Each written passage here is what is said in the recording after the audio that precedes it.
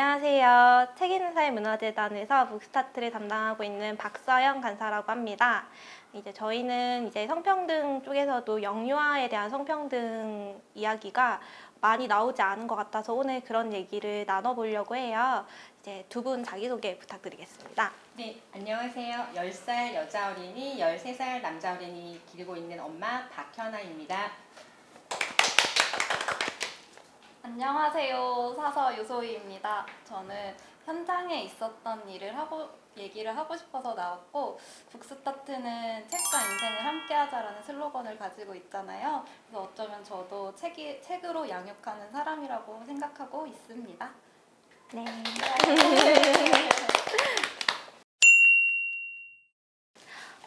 영유아를 위한 콘텐츠에서 특히 애니메이션이나 유튜브 콘텐츠에서 성차별적인 요소들이 생각보다 되게 많은 것 같아요.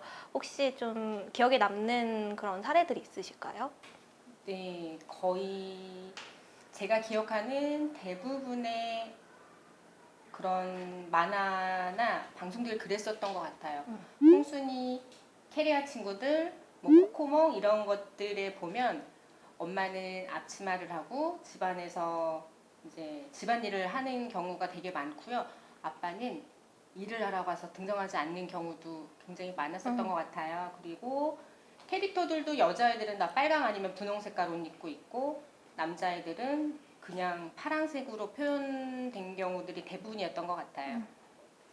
맞아요. 저도 파란색이랑 분홍 색깔 생각하면 저희가 어렸을 때도 나온 얘기들이라서 좀 지겹지 않나 싶은데도 여전히 그런 것들이 생활 속에 편견들이 남아있는 것 같아요. 에그몽이라는 초콜릿 제품에도 분홍색이랑 파란 색깔 여자아이용, 남자아이용 나눠져 있어요. 근데 여자아이 장난감은 X세로이나 요정 이런 게 있더라고요. 그래서 아직 너무 세상이 천천히 변하지 않나 이런 생각을 해요. 저는 뽀로로만큼 아기들 사이에서 신드롬이었던 게 아기상어 핑크퐁 시리즈잖아요. 거기서는 이제 아기상어 노래의 가사가 그렇게 계속 그냥 같은 내용이 반복이 되는데 반복되는 내용 안에서도 엄마 상어는 어여쁜 뚜루뚜루 엄마 상어 뚜루뚜루 이런 식으로 반복이 되고 아빠 상어는 힘이 센 이런 수식어가 붙더라고요. 그리고 엄마는 몸통이 분홍색이고 아빠는 파란색이고 이런 부분들이 좀 아쉬웠고요. 이제 영문판에서는 그런 수식어는 빠졌다고 하지만 애니메이션 효과는 여전히 그대로더라고요. 그것뿐만 아니라 이제 뽀로로에서도 루피는 이제 분홍색의 이제 꽃을 단 리본을 달고 있고 로보카폴리에 나오는 엠버란 캐릭터도 이제 분홍색의 캐릭터죠. 그리고 다른 남아 캐릭터에 비해서 여아 캐릭터가 훨씬 적은 것도 좀 아쉬웠고요. 저도 그런 색깔 부분이 좀 공통적으로 또 아쉬웠던 것 같아요. 네.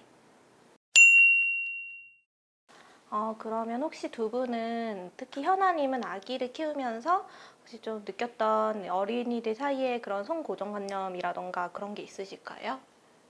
그런 것들이 네 있는 것 같아요. 그게 어린이집, 유치원 다니면서 많이 생기는 것 같고요. 특히 남자 아이보다는 여자 아이가 그런 것들이 조금 더 있었다라는 생각을 저는 기를 때 좀 제가 많이 느꼈어요. 남자 아이는 뭐 그래도 괜찮은데 여자 아이는 어린이집을 다니면서부터 갑자기 분홍색에 대한 관심이 정말 폭발적으로 증가를 하기 시작을 하는 거예요. 그리고 그 이전에는 사실 옷에 대한 관심도 잘 없었는데 어린이집을 다니면서부터 예쁜 옷, 드레스, 분홍색, 레이스 이런 거에 대한 관심이 정말 많이 늘더라고요. 그러니까 아마 어쩌다 한 번씩 그런 옷을 입고 어린이집을 갔을 때 선생님들로부터 좀 주목받거나 예쁘다는 이야기를 이렇게 들어본 경험이 쌓여서 그렇게 된 게 아닐까라는 생각이 조금 들었었고요. 그러면서 어린이집에서 언젠가 한 번은 장래희망을 묻는 게 있었는데 장래희망을 공주님이라고 써서 온 거예요. 그래서 공주님 그래 공주님 그럴 수 있지라고 했는데 또래 이제 비슷한 아이들의 꿈이 다 똑같이 공주님이더라고요. 다. 그래서 그때는 제가 약간 좀 뭔가 이거는 부자연스럽다.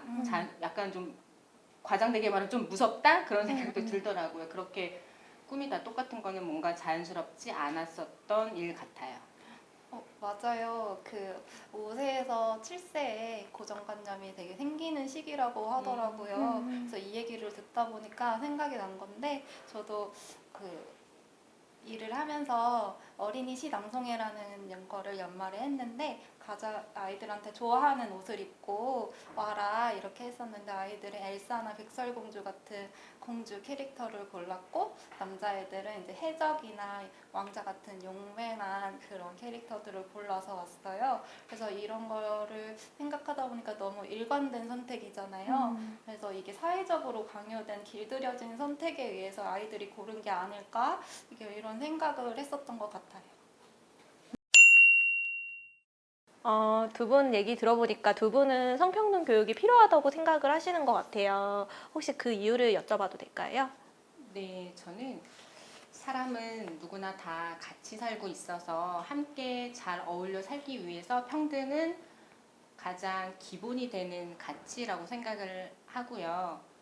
그 안에서도 성평등은 또 기본 중에서도 기본이 되는 가치라고 생각을 해요. 그래서 이런 성평등을 이해를 하면 또 다른 평등도 이해하는 것이 더 쉬워지지 않을까? 그래서 성평등 교육이 아주 어린 시절부터 자연스럽게 이루어지는 것이 중요하다고 생각해요. 저는 도서관에서 일을 하는데 느낀 일화가 하나가 있었어요. 그래서 자료실에서 정리 업무를 하고 있는데 초등학생 무리들이 있었어요. 근데 거기서 어떤 남자아이가 여자아이들 무리한테 땡땡 X야, 이 김지영아 이렇게 얘기를 하는 거예요. 그래서 너무 깜짝 놀라서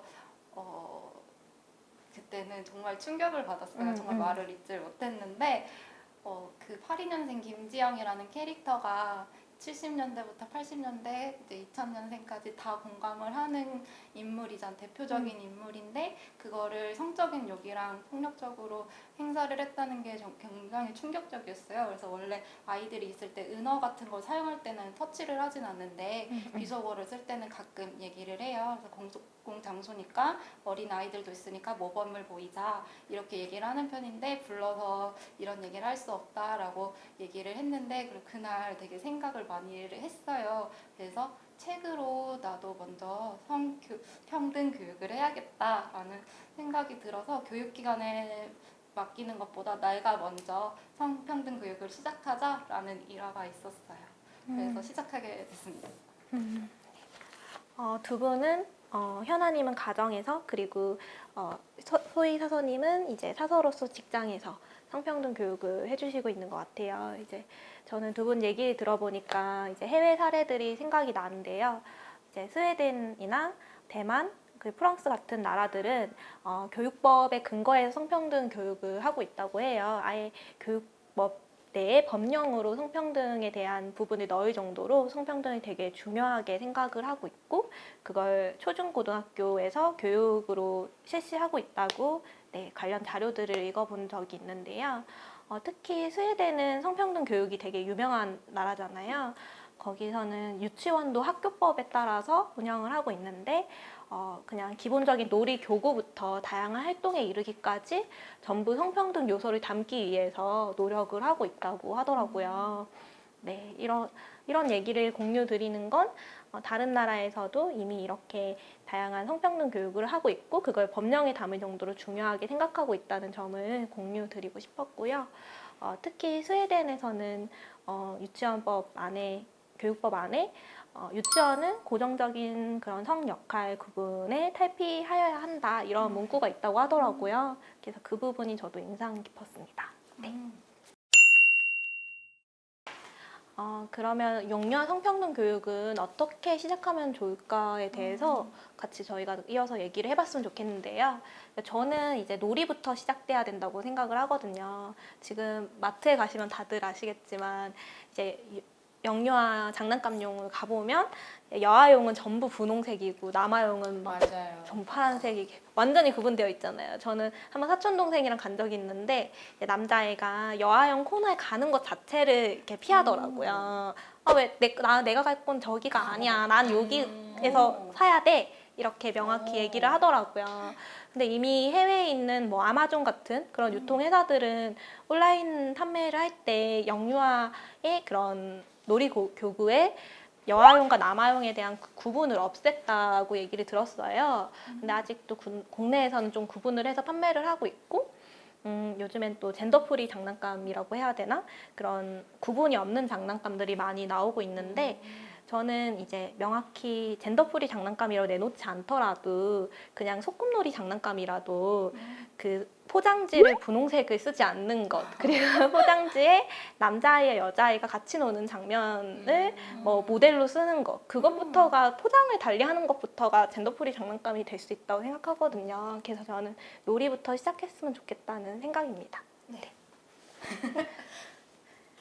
네, 그렇게 놀이로 먼저 시작하는 거는 정말 좋은 방법인 것 같아요. 그리고 저는 그 좋은 방법에 더해서 부모 교육도 같이 이루어져야 될 것 같아요. 지금의 성인인 저희 부모님들은 성평등에 대한 거는 어떻게 보면 지금 어린이들이나 부모님 세대나 그 비슷하게 잘 모르고 있을 것 같아요. 그래서 부모님들에 대한 부모 교육, 엄마만 하는 게 아니라 엄마 아빠가 함께 듣는 그런 교육을 통해서 어른들도 그런 것들이 일상화되고 일상에서 그런 모습들을 아이들이 또 많이 보게 되면 그런 것도 자연스럽게 도움이 될 것 같아요. 저도 좀 같은 의견인데 어른들이 바뀌어야 된다고 생각해요.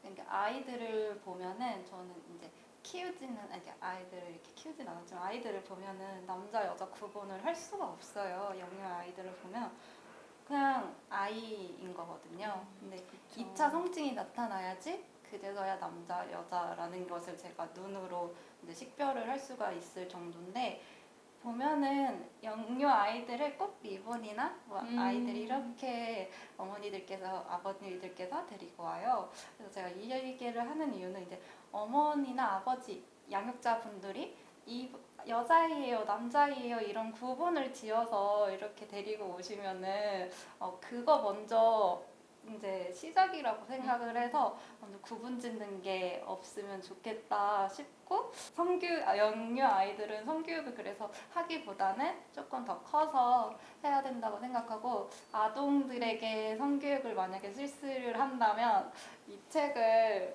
추천을 드리고 싶어요. 고림출판사에서 나온 나 태어날 거예요 라는 책으로 성평등 교육이나 성교육을 할 것 같아요. 이거는 아이들이 어떻게 태어나게 됐는지에 대한 과정에 나타낸 책이고요. 직접적으로보다는 예술적으로 표현이 되어 있어요. 그래서 내용을 보다 보면은 다 보여드리지는 못하지만 이런 식으로 나와 있어요. 그래서 점점 커진다는 이제 뱃속의 내용이 나와 있어요. 그래서 요거를 보고 어머니들이나 이제 아버님들이 너가 어떻게 태어났는지 얘기를 해주시면 좋을 것 같아요. 이게 직접적이게 얘기해주는 것보다는 은유적으로 표현된 게 아이들에게 상상력도 키워줄 수 있고 연상이 되는 게 되게 효과가 크거든요. 그래서 이 책을 추천드립니다. 네, 두 분 얘기 들어보니까 놀이부터 그리고 부모 교육까지 이렇게 저도 너무 공감을 하고요. 특히 양육자 교육이 우선되어야 된다는 거에 너무 공감을 합니다. 이제 북스타트도 이제 부모 교육에 되게 중요하게 치중해서 이제 여러 가지 사업을 하고 있어요. 영유아 교육보다는 어떻게 보면 지금 성평등 교육은 우리 부모 세대부터 먼저 같이 경험을 해야 되지 않을까 싶습니다.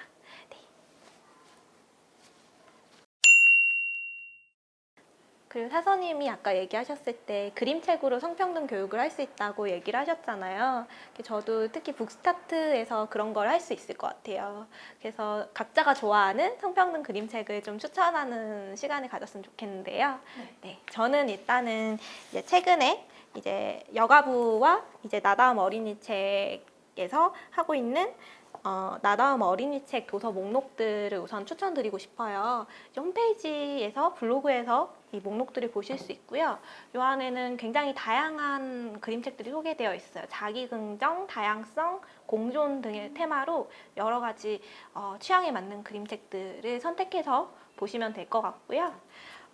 이제 저는 이제 이 책뿐만이 아니라 저는 여기 제가 개인적으로 좋아하는 그림책은 세상에서 가장 용감한 소녀라는 그림책이에요. 네, 매튜 코델이라는 작가가 지은 그림책이고요. 이 그림책은 성평등을 대놓고 얘기하는 그림책은 아니에요. 그냥 소녀가 아기 늑대를 구해주고 용기를 내서 그 늑대를 엄마 늑대, 아빠 늑대한테 데려가는 내용인데요. 그림은 이제 보시면 이 표지만 보셔도 알겠지만 조금 투박한 편이에요. 그리고 안에 글이 하나도 없어요. 그냥 그림으로만 전개되는 이야기고요. 저는 이렇게 뭔가를 성평등에 대해서 얘기하고 대놓고 설명하고 이런 그림책도 중요하지만 그냥 한 소녀가 용기를 내고 한 소녀가 주체적으로 행동하는 내용을 담은 그림책들을 우리 아이들한테 보여주는 것도 네, 성평등 교육의 하나라고 생각을 하고요. 특히 저는 이 마지막 장면에서 이 소녀가 쓰러지고 가족들이 데리러 오는데 그 가족이 엄마인지 아빠인지 약간 모르게 나와 있어요. 그 부분도 좀 인상 깊었거든요. 네, 약간 그 장면만 약간 보여드리면 네, 그냥 이게 다 우비를 쓰고 있어서 성별을 명확히 특정할 수가 없어요. 이런 것들도 재밌었던 것 같아요. 다. 그럼 사서님은 혹시 추천해 주시고 싶은 그림책이 있으실까요? 네, 저는 오늘 얘기 나온 것 중에 공주 얘기가 많이 나왔었잖아요. 그래서 가상세계나 동화 속 이런 아이들 판타지가 많이 들어간 게 공주라는 존재인 것 같아요. 그래서 피할 수 없으면 즐겨라 라는 말이 있듯이 공주에 관한 책을 추천을 하고 싶은데요. 여기 보시면은 잠자는 X, 잘 노는 숲속의 공주라는 책이 있어요. 그래서 이제 숲속에서 이제 친구가 이렇게 놀고 있는데 이거 막 리본을 달고 있긴 하지만 안에 그런 재해석한 이야기가 나오고요. 스포해도 되나요? 그리고 여기 보면은 아주 멋진 하얀공주라는 책이 있어요. 하얀공주라고 하면 백설공주가 생각이 나잖아요. 그 고전에 관한 이야기를 재해석했는데 여기 안에 보시면은 선으로 이렇게 표시가 되어 있어요. 선이나 도형 이렇게 보면은 그림책 같지 않은 느낌이 나는데 이런 것까지 되게 현대적으로 표현하고 이제 그림책도 어떤 식으로 바뀌는지 요즘 세대에 맞는 책이 아닐까라는 생각을 했어서 되게 흥미롭게 읽었었던 책입니다. 그러면 현아님께서는 어떤 그림책을 추천하고 싶으세요? 네, 저는 앞에 두 선생님이 어린이들과 같이 볼 수 있는 책을 말씀해 주셔서 저는 어른들이 볼 수 있는 그림책을 열심히 골라봤어요. 이 책은 홍재 작가님이 그리고 쓴 엘 부인과의 인터뷰라는 책이에요. 책의 면지예요. 펼치면 이제 숲의 그림이 한 면에 나와져 있고요. 집 안에 실내가 약간 대조적인 그림이 그려져 있고요. 이 책의 내용은 제목처럼 인터뷰 형식으로 되어져 있어요. 질문을 하고 그거에 대해서 엘 부인이 답을 하는 내용으로 되어져 있는데 책의 내용도 뭐 재미도 있지만 이 질문을 읽으면서 우리가 나 자신에게 또 해보면서 다른 생각을 할 수도 있는 책이어서 조금 재밌기도 한 것 같고요. 책의 이야기가 끝나고 나서 맨 뒷면에 보시면 작가님이 이제 작가의 말을 짧게 남겨놓으신 게 있거든요. 이것까지 꼭 같이 봐주셔야지 이야기가 잘 마무리가 될 것 같아요. 네, 추천합니다. 네, 오늘 이렇게 어린이들과 같이 읽을 수 있는 이 공주에 대한 책들, 그리고 소녀에 대한 책, 그리고 어른을 위한 이제 엄마를 위한 책인 마지막 양육자를 위한 책까지 그림책들을 소개해 주셨는데요. 실제로 집에서도 우리 아이들과 같이 그림책으로 성평등 교육 시작하셨으면 좋겠습니다. 이제 그리고 부모님 본인을 위해서도 이런 다양한 좋은 그림책들 많으니까요. 다양한 그림책들 읽어보시고 이제 즐기셨으면 좋겠습니다. 네.